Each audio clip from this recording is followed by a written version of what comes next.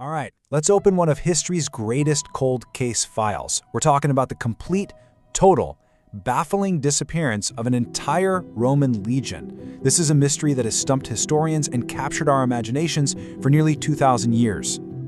And that's really the question, isn't it? I mean, how is that even possible? We're not talking about a small scouting party that got lost. We're talking about a fundamental piece of the most organized, most meticulous military machine the ancient world had ever seen. 5,000 men. Just let that sink in for a second. These weren't fresh recruits. They were battle-hardened legionaries, the absolute backbone of the Roman Empire's power. And at some point, their equipment, their commanding officers, they just winked out of existence. Now, to really get why this is such a big deal, you have to know who we're talking about. The Legio IX Hispania, the 9th Legion. These guys were legendary. They had a history stretching all the way back to Julius Caesar in Gaul. So for a unit like this to just disappear, that would have been a catastrophic blow, not just to Rome's military strength, but to its pride.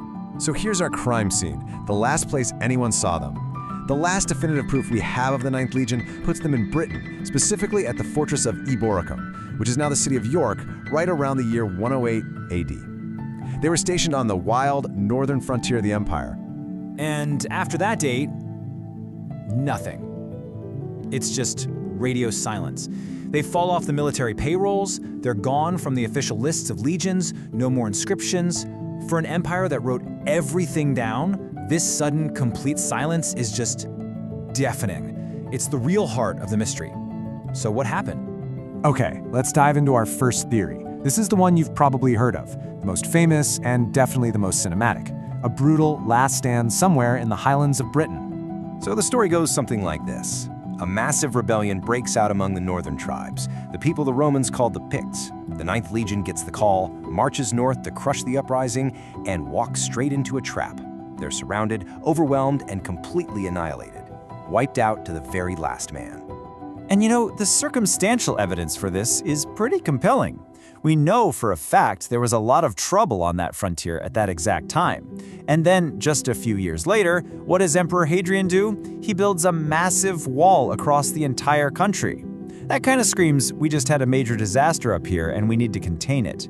Of course, we also have to admit, this whole idea got a huge boost from a historical fiction novel that really cemented it in everyone's minds. But, and this is a huge but, this is where that dramatic story starts to completely fall apart.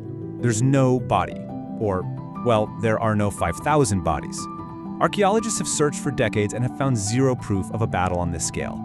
No mass graves, no giant pile of Roman swords, and critically, no lost legionary eagle, the sacred standard of the legion. Even worse for the theory, we found inscriptions in totally different parts of the empire naming officers from the 9th who were serving after they were all supposed to have died in Britain. Whoops.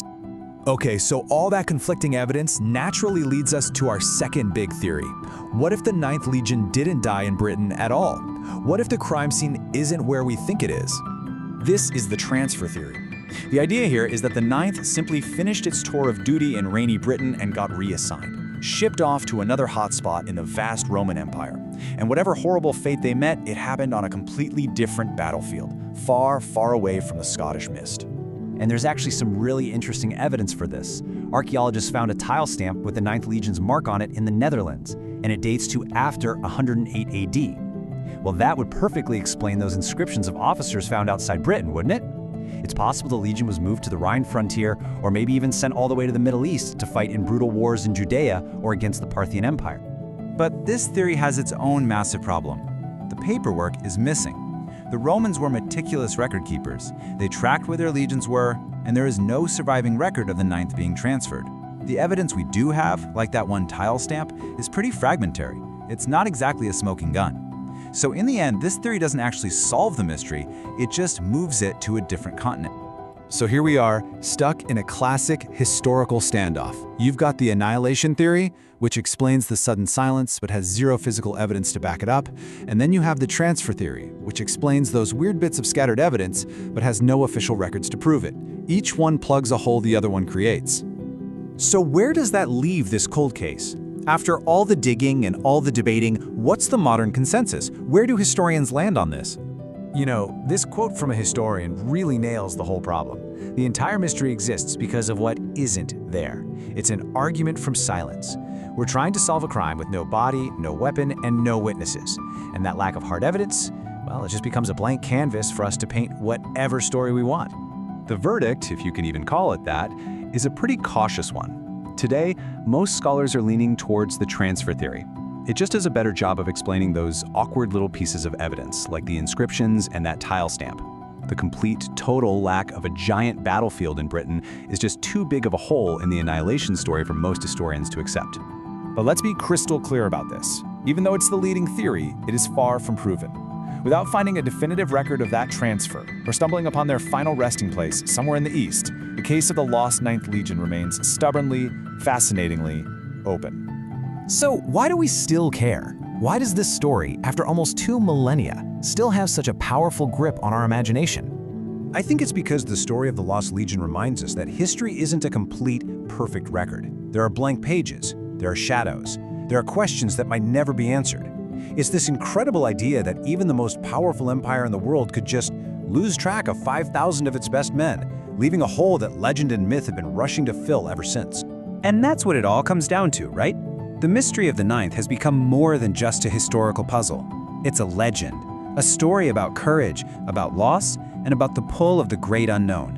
Which leaves us with one last question to think about. Is this a cold case we should keep trying to solve, or has it become something more valuable? A powerful legend that maybe we don't really want to see end?